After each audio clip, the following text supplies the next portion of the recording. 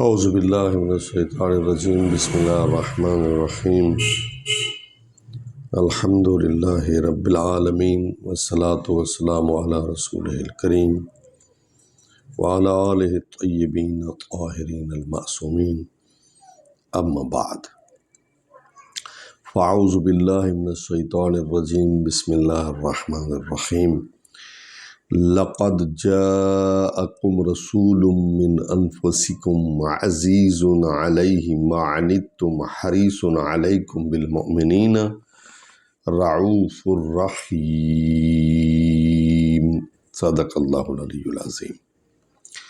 آج جو ہے ہم 4-5 آیات آپ کے سامنے پیش کریں گے جس میں رسول پاک کے اندر احساس ذمہ داری کتنا تھا اور انسانیت کا درد کتنا تھا، یہ ہمارا ٹاپک ہے۔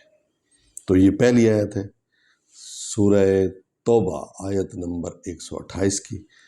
بتحقیق تمہارے پاس خود تم ہی میں سے ایک رسول آیا ہے، تمہیں تکلیف میں دیکھنا ان پر شاق گزرتا ہے۔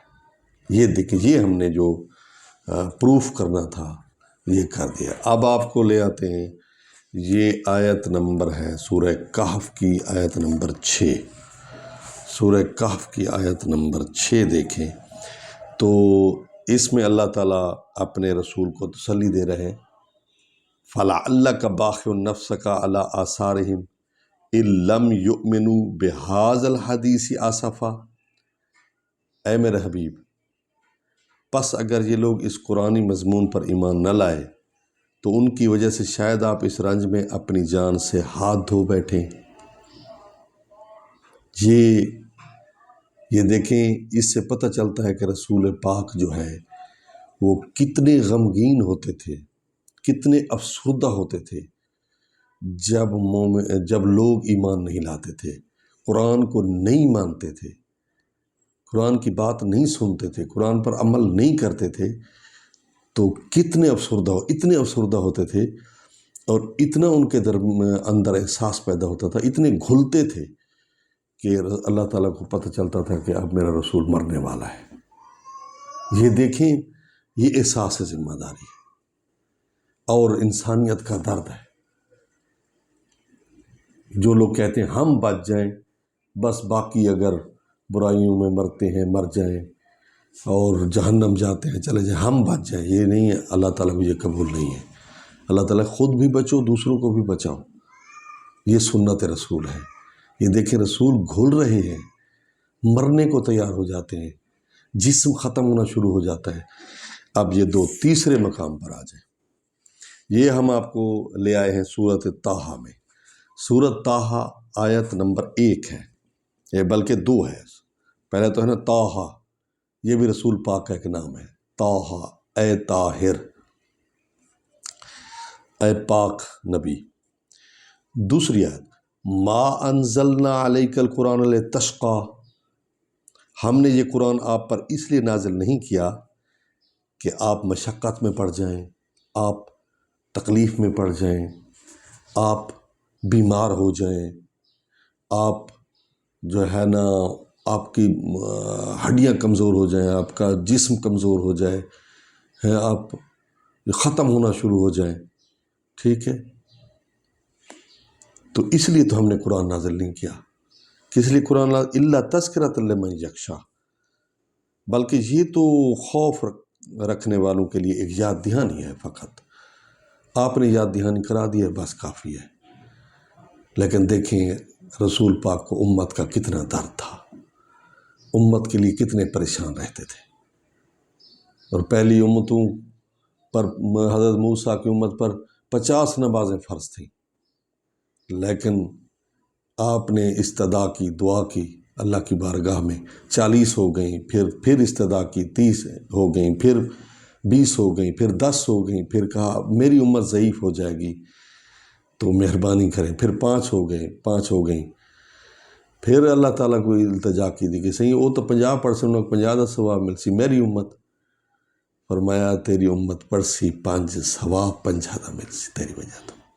سبحان اللہ، یعنی کتنے شفیق تھے ہمارے لیے، کتنے مہربان تھے، کتنے تڑپتے تھے۔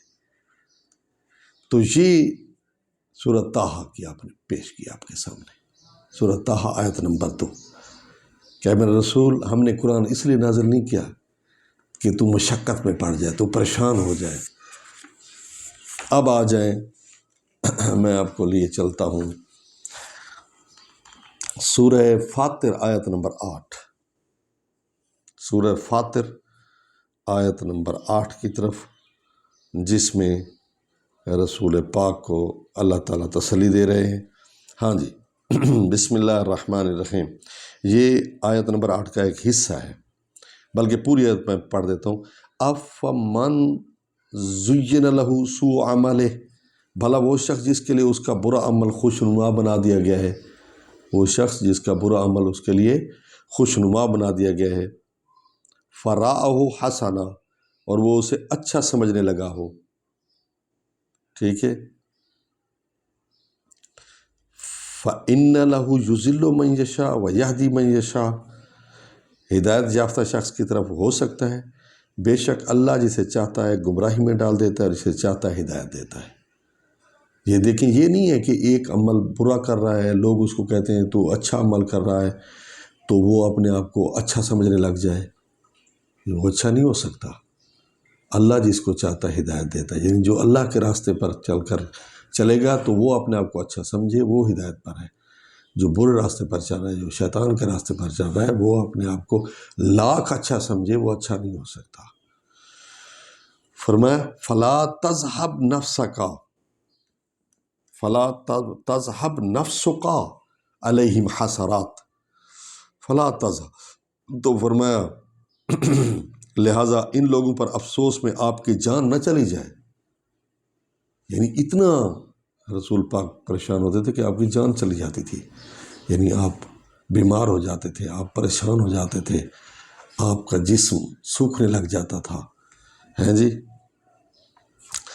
ان اللہ علیم بما یصنعون، یہ جو کچھ کر رہے ہیں یقیناً اللہ اس کا خوب علم رکھنے والا ہے۔ تو یہ چند آیات ہیں، پتہ نہیں کتنی سینکڑوں آیات ہیں، مضمون لمبا ہو جاتا ہے، پھر وہ کوئی نوجوان دیکھنے کو تیار نہیں ہوتا۔ تو اس سے ہمیں کیا لیسن ملتا ہے؟ احساس ذمہ داری، کہ جو کام اللہ تعالیٰ نے آپ کے ذمہ لگایا وہ آپ کر رہے ہیں یا نہیں۔ والدین کی تیمارداری، والدین کی خدمت آپ کے ذمہ ہے، آپ کر رہے ہیں یا نہیں۔ نماز آپ کے ذمہ ہے، آپ وہ کما حق کو اس کو نبھا رہے ہیں یا نہیں۔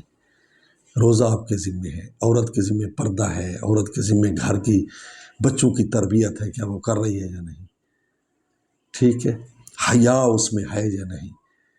یعنی یہ احساس ذمہ داری پیدا کرے، خدا را دوسروں کو بچانے کی آپ کوشش کر رہے ہیں یا نہیں، دوسروں کا بھلا سوچ رہے ہیں یا نہیں۔